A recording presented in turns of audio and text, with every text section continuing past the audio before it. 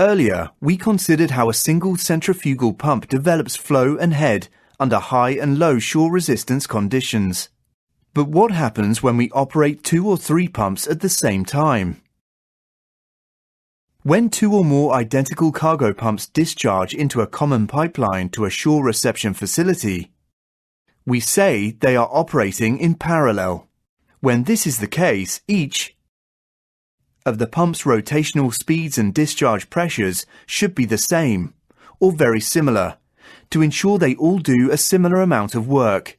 When the discharge pressures are different, the multiple cargo pumps are not operating together effectively, and the casing of the pump with the lowest discharge pressure will overheat because it is not pumping effectively and is contributing little, if anything, to the flow rate. Let's look at how multiple pumps operate in parallel by considering performance curves and shore resistance curves. When operating identical centrifugal pumps in parallel, they will achieve the same shutoff head as they would for one pump for a particular rotational speed. When we look at multiple pump performance curves, we see that the flow rate for 2 pumps operating in parallel, without considering shore resistance, will be twice that for 1, and the flow rate for 3 pumps will be 3 times that for 1. However, if we overlay with a typical shore resistance curve in the same way as we did earlier,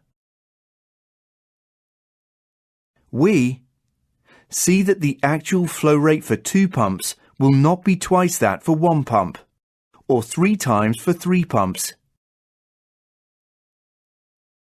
When there are high shore resistance conditions, operating 2 pumps only increases the overall flow rate slightly more than if 1 cargo pump is running, but the discharge pressure increases significantly. When operating 3 pumps, the increase in flow is hardly noticeable, but again, the discharge pressure increases significantly. Under these high shore resistance conditions, paralleling 3 cargo pumps requires careful control to match the pump discharge pressures.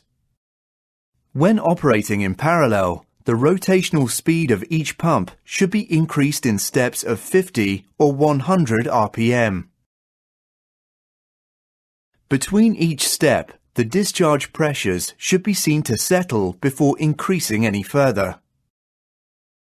When possible, it is always more efficient to operate 2 pumps at or near full rotational speed rather than using 3 pumps at a reduced RPM.